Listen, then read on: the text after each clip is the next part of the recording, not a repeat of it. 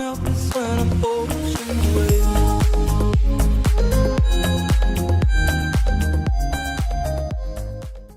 Today on Nova Legends podcast, I have Lake Braddock football coach Mike Dougherty, whose Bruins just qualified for the state tournament with a huge win against Fairfax, avenging a loss last year, and with the date with a little team called Highland Springs. Coach, great to meet you. Congratulations.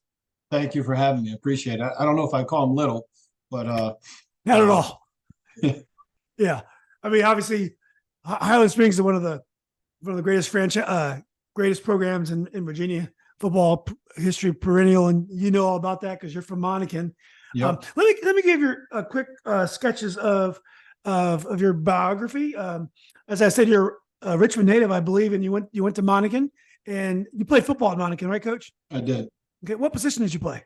I was a quarterback in high school, wishbone quarterback. So basically a tackling dummy that would pitch the ball and get destroyed every play. Yeah, it's so interesting as I've gotten back into football. Football has gotten so spread out and innovative. But then you go to Yorktown, you see a wing T. You go up to Stonebridge, you'll see a single wing. I mean, so yeah, some of those old formations. I haven't seen wishbone, but who knows? Because you went to Old Dominion, did you play football at Old Dominion as well? I did not. I was just a student at Old Dominion. Okay.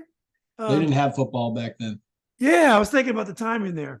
You and your wife, Jennifer, have a West Point grad named Logan and a West Virginia Mountaineer named Drew. You coach your first head coaching job, I believe, was at Dominion in Loudoun County. Actually, it was Prince Edward County was my first head coaching job. That was right before Dominion. Oh, you're down in Prince Edward. See, I have family in Cumberland. Okay. We used to play them every year. Oh, it's a big rivalry. We had played an entire second half at Cumberland High School with half the bank of the lights went out, and they just said, just play through it. So we played in the dark. It was great. Yeah, figure it out, guys. So I went to UVA, and then I refereed basketball. And one of the biggest games I would get is the Cumberland Prince Edward game. I mean, that game was huge because it's just a big rivalry at the time. So those are great memories for me. But I'm sure it was a great place for you to get started. I didn't realize that. And then you're at the former Stonewall Jackson Unity Reed for 6 years. Then you're at one of a classic Northern Virginia program. Woodson's had a lot of great players and coaches through the years. Had 3 years there, a lot of innovation on offense. Set some records there. And then since 2017, you've been at Lake Braddock, and this is your first state appearance. Coach, did I get most of that right? You did. Yeah. Woodson was 3 years, and this is year 7 at Braddock. Yeah. Well, first of all, Coach, how would you compare the football culture in Richmond, Monacan, suburban Richmond, I guess, and then Prince Edward, Loudoun, Prince William, Fairfax County? Is football, or are the cultures radically different when you're different stops? I think, when you compare when I played with no social media, no cell phones, you either had a part-time job or you played sports, and some of us had to have both. And I feel like today's culture just has so many more options, so many more things to do. And but at the end of the day, I was coached pretty hard back in my days at Monacan, and I tend to think I coach my kids hard now. It's, for me, once you get on the field and all the distractions are put aside, football's football. You got to tackle, you got to block, and you got to display some toughness, and not necessarily the toughness that people stereotype it. For us, it's the strategies and the skills to deal with tough things, and that's kind of been. When I played, it was be tough. I got hit by a car. You play tough. You got to play tough. Now we're trying to teach kids strategies and skills of what it means to be tough mentally and emotionally and stuff like that. But football's football, to answer your question. Yeah. Would you have been fulfilled, satisfied if you made a career as a football coach, PE teacher at Prince Edward? My kids were both born right in and around that time, and I just don't think the Farmville living was going to be fulfilling for my family. It was, pretty isolated. I literally lived about 5 blocks from Hampton Sydney College, could hear the games being announced from my backyard. I just think I wanted more opportunities for my kids and for the family. And my wife is a Woodson grad, so she was from Northern Virginia. And when the opportunity to get to Northern Virginia presented itself, we kind of jumped on it with more of the, hey, there's going to be a whole lot more opportunities for our kids and our family in that part of the state. So, I mean, I loved Prince Edward, loved my 3 years there, but when the opportunity came to grow a little bit with the family, I jumped on it. What was it like at Dominion? Now, Loudoun County, you were right there in the middle of this incredible growth. I went to Robinson, but I lived in Lake Braddock for a while as well. My sister went to Lake Braddock. But there was only 4 high schools in Loudoun County. There was Broad Run, Parkview, Loudoun County, Loudoun Valley. That was it. Eventually, they built Potomac Falls. Right. And so Dominion was one of those ones that came, but the growth has been unbelievable. What was it like coaching in an area with the culture was just developing? The high schools were just coming up. Was that an interesting experience? Well, I opened Dominion, so I was their first coach. And when early 2000s, when they were feeding those schools to the wolves, I had 32 varsity players. And that year when we played Stonebridge, they had 42 seniors. So a few years after that, when they started opening like Tuscarora and Woodgrove and schools like that, they started putting them on a JV schedule or an independent schedule to start. But schools like Dominion, Heritage, Potomac Falls, even Stonebridge, they didn't get that luxury. They had to play a varsity schedule right out of the gate. And it just really puts a program up against the wall when you have to start your culture and your tradition, down by 40 at half in most games, simply just outmatched and outmanned. And I wouldn't give those years up for anything. I learned a ton about being a coach and about, the other side of actually just playing. But they got smarter a couple years later when the growth continued and let those schools kind of get a year or two under their belt before they just kind of sent them into a varsity schedule. So other than that part of it, it was really cool opening a new school, having everything brand new. I think the first week of school, we still had wires hanging from the ceiling, dangling about the building. And just the amount of excitement from just the staff and the community when I've never experienced anything like that. Just everybody getting a fresh start, teachers of years. It was like they were a first year teacher. For me, I was still pretty young at it and wanted to make a name for myself. And those are a good 5 years to really teach me what it meant to just have to coach a kid that rides a skateboard to practice. Never played football before, and we had to start from the ground up, and it was some real growing pains at Dominion, but great experience.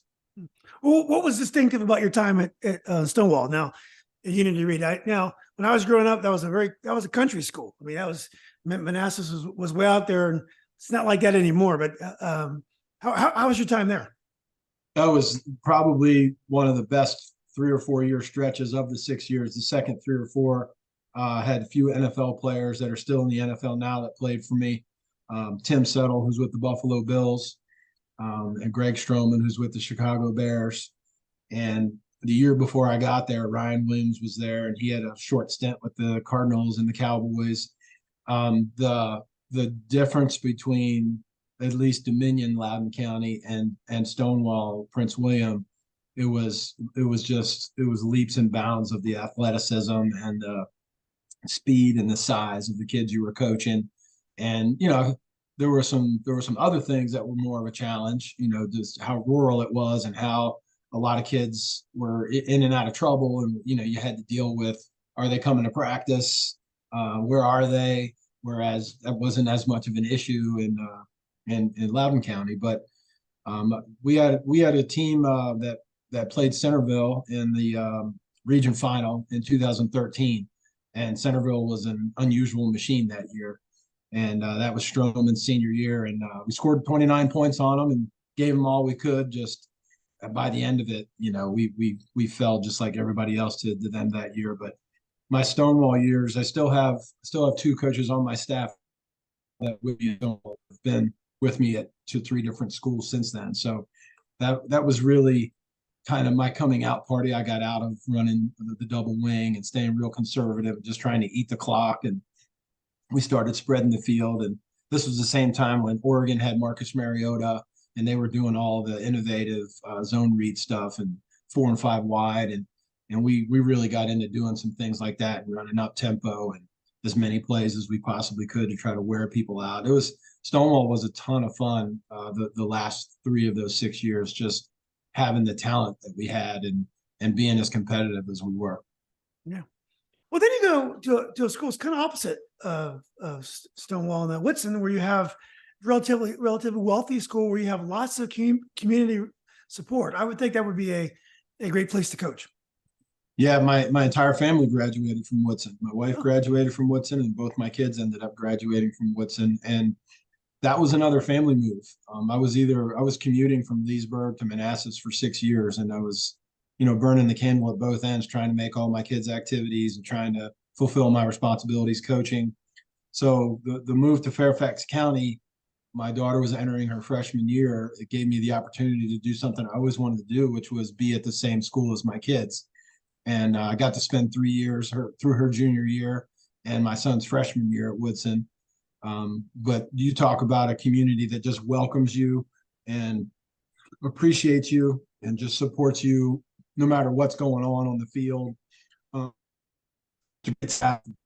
Athletic department. That was a great experience, and it got me into Fairfax County and kind of landed me where I am now. Yeah. Well, then you made an interesting move because Woodson is not far away from Lake Braddock. It's probably 2-3 miles away. Lake Braddock, an enormous school, a little bit different demographic. It's probably a great demographic for football and basketball. So why did you move to Lake Braddock? Lake Braddock's one of those schools, in my opinion, that's like the perfect storm. You have the demographic, like you alluded to, that you're always going to put competitive teams out there. You have kids with grades. You have the full spectrum. You have kids that are country club kids. You have kids that might not be country club kids, and everything in between. Whereas, Woodson was all on the higher end of that academically and culturally, economically. Schools like Braddock, Centerville, even Madison a little bit. They have such an eclectic gathering of kids that you're always going to be competitive. And I competed against Lake Braddock for 3 years while I was at Woodson, and didn't enjoy being on the other side of the field. And when the job came open, I put my name in it, and had a good interview, and the rest is kind of recent history for me. But Lake Braddock is one of those places where at any given moment, any of the sports teams can be at the top, and the kids have that edge to them. They're competitive. They love winning. They love competing. And, it's an environment that's very welcoming for athletics. Yeah. Well, you have on your coaching staff, you brought with you a woman, and Christa Murphy, who's your director of operations and I believe offensive coordinator. And I thought that was very interesting. You don't see too many women coaching football, but you do see some nowadays. Times are changing, but that's interesting. And she's an integral part of your team. What exactly is her role, and how did you guys first start working together? Well, Christa, I met back at Stonewall. She came onto the staff a year after I got there, and she's just like, "Hey, I'm a Virginia Tech grad. I love football. How can I get involved in the football program?" And I said, "Well, you want to help me do X, Y, and Z, just count uniforms, inventory." And she's like, "Sure." And so we spent a whole off season, and she was super organized. She was super motivated. And it just kind of grew from that to she was my manager the next year. And then that was the off season where Stroman was coming into his sophomore year. We decided to completely open up the offense, no huddle, pictures, signals. And she started staying after school with no real football background other than being a Green Bay Packer fan and a Virginia Tech alum. And she started chipping in and helping us with our communication system, whether it be pictures or signals. And she's not my offensive coordinator, but she's been doing that now for the better part of 10 years, where my coordinator's in the box and all the play calls go through her. We have 2 or 3 kids and 2 or 3 coaches that are on the I call it the sideline circus, and they're all jumping down their signals. And she has developed an IQ for the game that has surpassed most coaches. She coached receivers for a few years, and now her role is strictly behind the scenes, helping me with logistics. And she comes to every walkthrough, and she's there for every game. And she's the lead of the signal team, and she's awesome. I'm blessed to have her, and she, gender aside, she's a football coach. She knows football. She gives great suggestions. She's integral in the playbook and the development of the playbook from year to year based on personnel. She's awesome. I wish I had two of her. Yeah. Well, do you at Lake Braddock, do you guys have to work the halls to get your numbers out for all three teams? Not so much. This year I had a record number. I had 188 kids from 9 through 12, and that sounded great when it started, but it was about 40 more than I'd ever had before at any school. And it was a real challenge. I mean, we were short 30 helmets to start the year.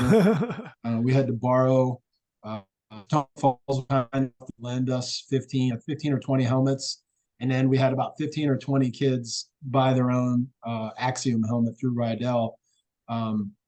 So that was a real struggle, because I knew that what the numbers were going to be, but you're talking about $15,000 worth of helmets, and we had already bought in $15,000 worth of helmets. So we'll be better prepared for that if that happens again. But no, we have a couple kids that play basketball. We have a couple baseball kids, a couple lacrosse kids every year, a few track guys, but most programs at Lake Braddock can be standalone if they want to be.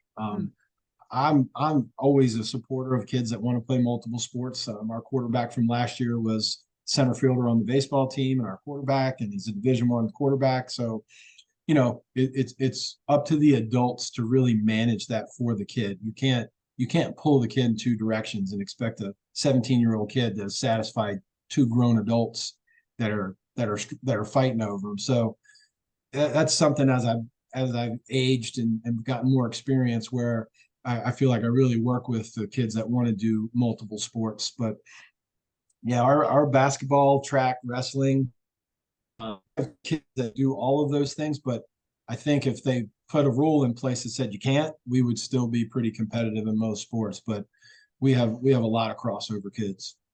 Coaches, you have cuts this year since you had big numbers?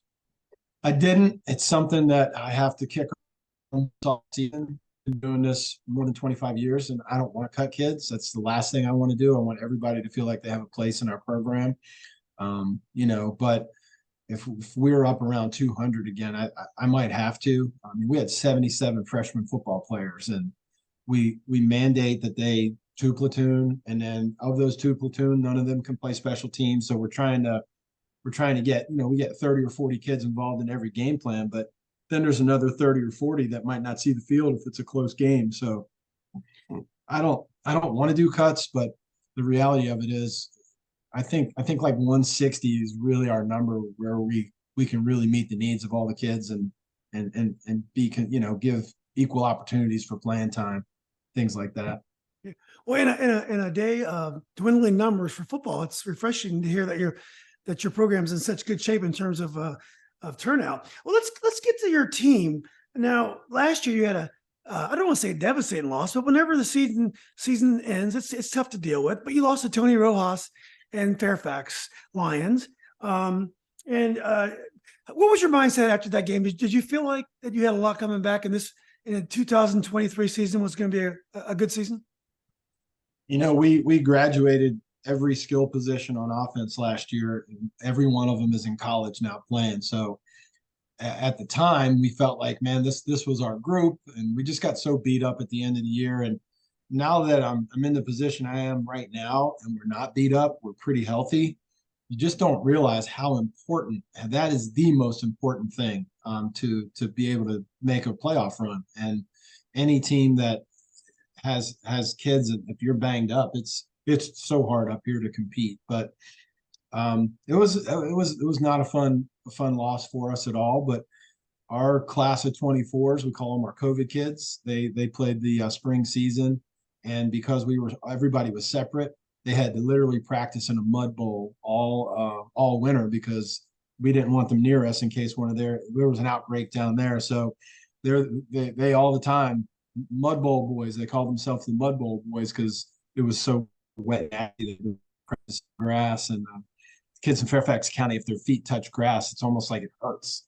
They haven't been on turf their whole life, so they don't understand what it means to have to play on a grass field. But this group, we had our doubts. Just they went 1-5 as freshmen, not much better when they were. Some of them were JV, some of them were varsity. Once because sophomore year, some of them come up, some of them stay down. But they literally got together after that loss, and we just hit the weight room and hit the 7-on-7s, and all our green days and everything. And as the season marched on, we just started gaining momentum, staying healthy, gaining momentum, playing well, and started believing. And the last month for us has just been the momentum is nothing like I've ever seen. And I was telling the team today, I said, I've been doing this, like I said, 25 plus years. This will be the first time because Friday is December 1st.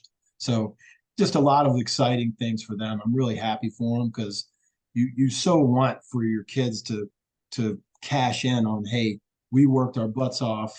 Coach told us if we worked our butts off that it would pay off and we would do great things. Well, they're doing some really great things. And our two of my seniors stood up today in our film and were like, we're not done.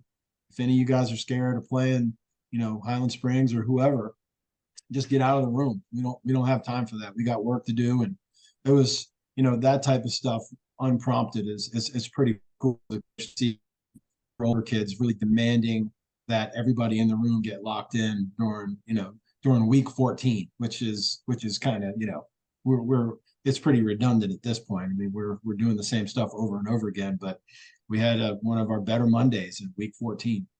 Yeah. Well, look, your season was great. I was at the Madison game. I thought you guys showed a lot, and the game could have been closer. Madison definitely probably had more experience on the field. They made a run to the state final the year before, but no disgrace losing to Madison. And then you lost to South County, who had a really nice season again this year.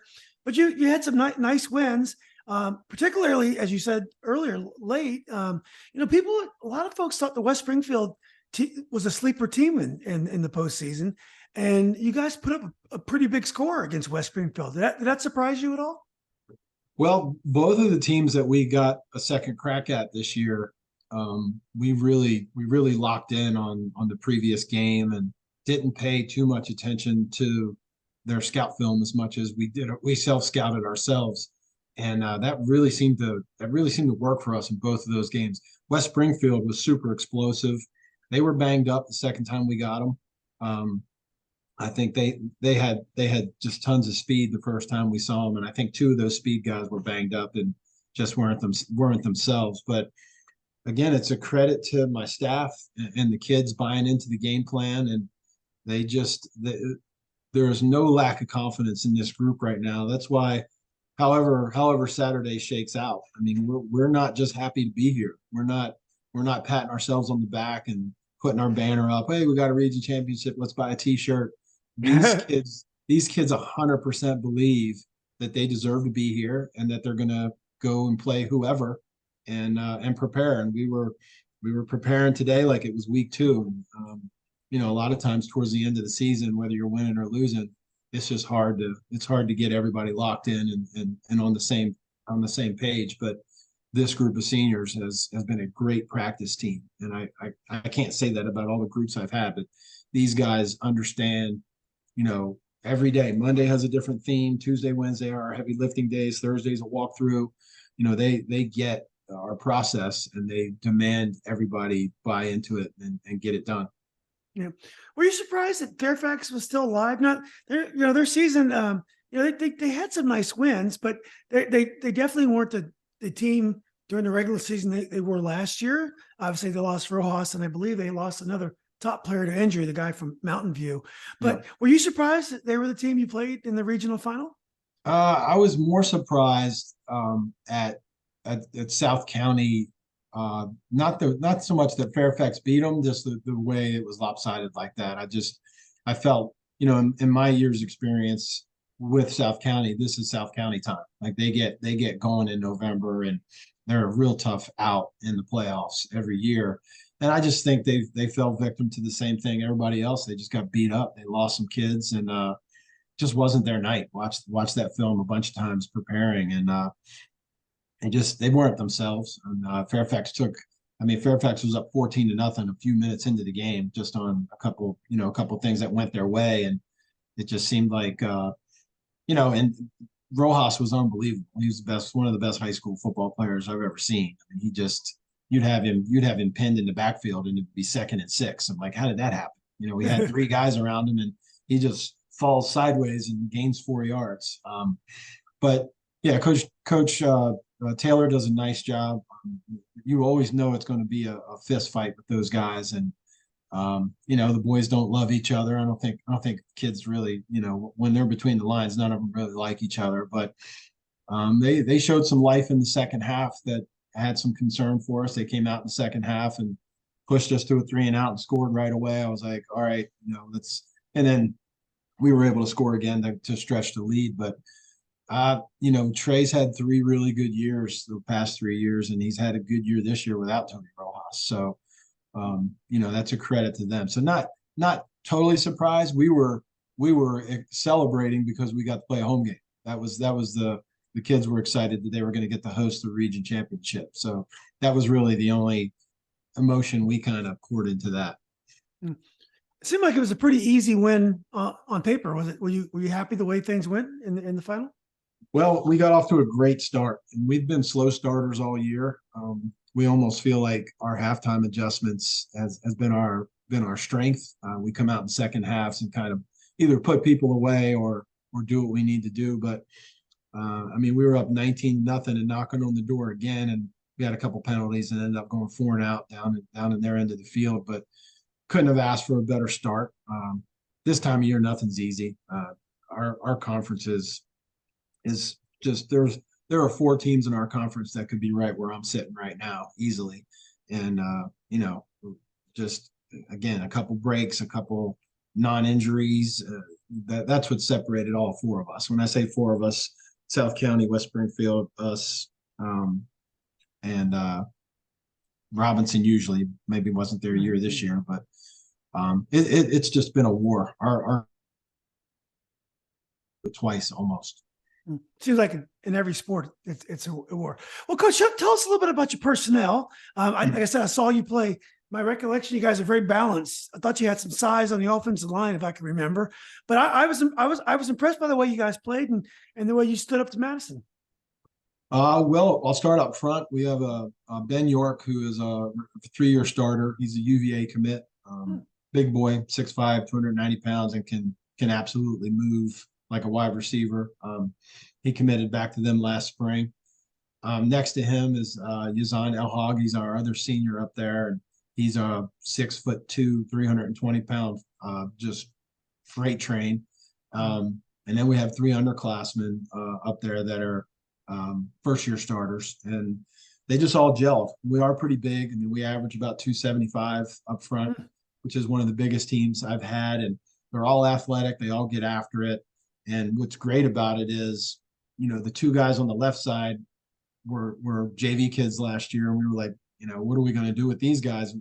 Thought we were going to have to split Yaz and Ben up to surround them, and they just had a good summer. And now that side is equally as strong as our. Wow. That's great. We're 6'5" on one side and 6'6" on the other, and that length really helps us in our zone scheme. Wide receivers, Kai Austin passed 1,000 yards on the season on Saturday, which is it's the first wideout I've ever had to go over 1,000 yards. He's got 65 or 6 catches. Zachary Hibner, Jacob Weiss, that's our Robert Hollian. Those are our other receivers, and we do a pretty nice job of spreading the ball around to all of them. Running back for the majority of the year, we were with a senior, Jeremiah Brown. He banged up his ankle real bad in week 7 and just hasn't been 100% since. And out of nowhere, as JT Bordeaux comes, and we've had him all along, but they were neck and neck, and JT would get some reps in games, but I mean, JT's run for 500 yards in the playoffs, so he's kind of exploded the senior playoffs. He went for, I think, 185 Saturday, and the week before 207. So he's really exploded. And our quarterback situation, we started the year out with a senior, Christian Porter. He played the first 5 games. That's who you saw at Madison when you saw us. And in the middle of the Fairfax game, when we played in regular season, Christian got banged up on a scramble, and we put Michael Cerise in, and he hasn't come out since. He played the rest of that game, and our offense just kind of sparked. It just kind of lifted us a little bit. He's a little more mobile. He extends plays, and it's just harder to prepare for us with him on the field. And we literally have 3 quarterbacks we feel could start for any team on our schedule. And Mike just been the guy, and he's really confident now, and he's putting up some numbers, and we are where we are because of that offensive line for sure. We've put up some massive numbers this playoffs, points, yardage, all that good stuff. We just got hot at the right time, and those guys are just real confident right now. Yeah, Coach, did you want to say a couple words about your defense? Yes, absolutely. Yeah. The defense is why we are what we are. I mean, we have 20 interceptions this year. Wow, spread that's out. amazing. We have a linebacker, Ryan Matheny, who has 7. He had 7 last year, so he has 14 career interceptions. In the West Potomac game, we had 3 pick sixes in one game. Ryan's twin brother Lucas had 2 of them, and Ryan had the other one. We've completely won the takeaway battle all season long against every team we've played. Ethan Morris is our Mike backer. Both Ryan and Lucas are our outside backers. Xavier Main is our will backer. In the secondary, Ken Fatui, who had a kickoff return for touchdown against Fairfax Saturday. Jacob Weiss is one of our two-way guys. He's our other corner. And Jack Rubino had a pick Saturday. He's our free safety. Up front, we have Trent Payne, who was an all-region kid as a sophomore. He should be an all-region kid again this year. He's unblockable. He finished second in the state in wrestling last year at 215. Oh, that's cool. he's one of those dual threat guys. Aaron Aduma, Elijah McFarland, and Michael Duff round out the rest of the defense. And I'd be remiss not to mention Brown Callanan. He comes in and plays some D end and some running back for us. He's a utility knife for me on special teams. But I tell this to the team every week. The defense is why we are where we are. They have absolutely they shut down number 8 from Fairfax Saturday. The kid until late when we started making some subs, he had nowhere to go, and that kid is a really, really good football player. He's tough to tackle, and the defense just locked in on the game plan, and we bullied them. We were just more physical. Yeah. So Coach, when you're dealing with kids, these kids don't know history like sports fans like us. So they probably have no idea of Highland Springs' tradition. I mean, some of them do, but many of them probably don't. Is that a factor when you're playing a team like that, a team with such a rich tradition, or it's just a matter of the X and O's and the personnel like any other game? Oh, they're fully aware of everything they've done in the last 10 years, now that they know we're playing them. Okay. But I don't know, the 5A, 6A thing means nothing to me. That just means they get to play different teams. Lauren Johnson has a monopoly down there on winning, and we're excited to play them. I literally spent the entire day yesterday ripping through the film and trying to find some weaknesses and trying to find some mismatches and some advantages, and it's probably better for our guys to just lock in on the game plan like we have every week and really just worry about us. Cause I mean, they have some speed that we haven't seen. West Springfield simulated that speed for sure, but I mean, they have 5 or 6 kids faster than anybody on our team. And we get that. We're going to have to use angles. We're going to have to gang tackle. We're going to have to, spill when it's time to spill, contain when it's time to contain. But the defense got us to week 14. And if we have a chance to advance to the state final, it's going to be because our defense does something that not many teams have been able to do to them in the last 6 to 8 years, which is, keep them under 20 points. That's kind of our goal coming in, is to try to, keep their offense off the field. And if we can keep under 20, we think we can compete. Coach, when you're from Fairfax County, obviously a very wealthy county, and you're playing against more of a blue collar area like Highland Springs, are the kids tougher down there when you play, or is it, when I was a kid, we always felt like, I went to Robinson and we went to Prince William County. We always felt like the kids at Woodbridge and Garfield, Potomac, maybe a little tougher than us. But is that a factor these days? I think kids may have outgrown that. Well, I mean, my experience in Prince William County, I think, is a similar demographic and a similar toughness of kid. And I try to bring that to our kids. But, I made the joke earlier that the Fairfax kids, if they step on grass, it acts like it hurts their feet. So there's some of that, but this group has an edge to them that, we get a 15-yard penalty more than I'd like to say we get 15-yard penalties, because they're out there jawing and pushing and shoving. And I mean, we have to break up fights in practice. And so in certain periods, we might let it go a little longer than you normally want to, but it's an edgy group. I think they understand what they're facing on Saturday. And, it's the Final Four. There's no cream puff available. There's no, oh, I wish we were rather playing these guys. I mean, all three of them are intimidating, just based on their recent successes. I mean, Madison and Freedom and Highland Springs have played for state championships, dozens already between the three of them. And, we're kind of new to the party, but I think we know what we're getting ourselves into. We got to control the things we can control. And it's easier said than done. But again, we got 4 or 5 more days this week to really lock in on the things we want to try to take advantage of. And one of them is going to be matching the intimidation and the toughness. And we'll do that with, it's a cliche, but we'll do it with our pads between the whistles as best we can. But we know what we're walking into, and the kids are excited for it. Yeah. Well, Coach, how do you feel? Last question. I appreciate your time. I know you got another appointment. They changed the state pairings this time, and it used to be the Fairfax County teams were guaranteed to play each other in the semis, or at least Fairfax, Arlington, Alexandria, and now they mix it up. Now, I think it gives us a feel of a real state competition. I kind of like it, even though it's tough on you guys, because you guys have to go on the road down to Richmond. But how do you feel about that? Are you glad they made the choice? I think it's going to be a memorable bus ride. If you want to win a state title, you're eventually going to have to go through Highland Springs or Freedom anyway. Right.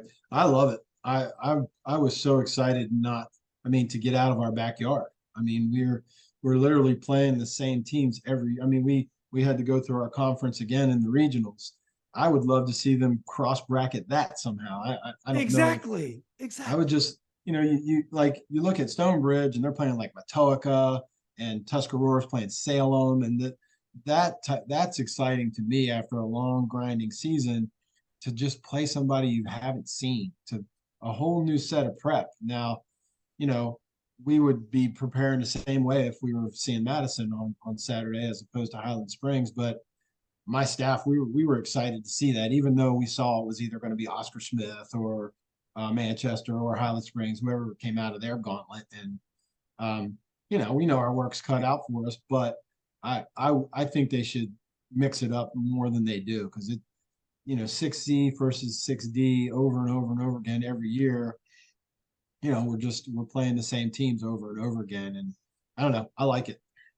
I love it. I don't know why it took so long for them to make a change. I remember in basketball last year watching Hayfield play South Lakes in the state semifinals. 10-mile drive. Come on, guys. We can do better than this. But anyway, Coach, that's a whole nother discussion. I wish you luck. I enjoyed talking to you. It's obvious why you're so successful. I wish you the best luck. Go Bruins. Hopefully you guys continue your hot streak and gain a berth in the state final.